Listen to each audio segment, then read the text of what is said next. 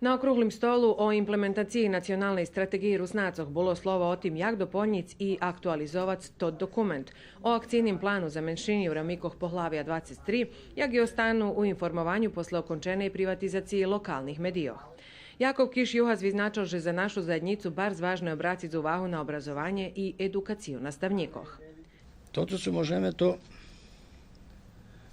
żebyśmy wszyscy učebniki ruskого jezika, koji mamy, čitanke i co ja znam, preniesli na CD, koji bude wszystkim dostupny i bude ho dostávať jedno z ostim. Ali pojsť jeden kroček dalej, da napraviť programovaný učebnik, znači to isti učebnik, ali s vekšim pohľadovanjem. Zamenica pokrajinskog ombudsmana Eva Vukašinović tiž vyznačila važnost edukaciji dzecoh, ali i rodičoh, i dala pretklad za formovanje bilingvalnih odzeljenjoh u naših mestoh, u kotrih še manje dzeci upisuju do školi po ruski.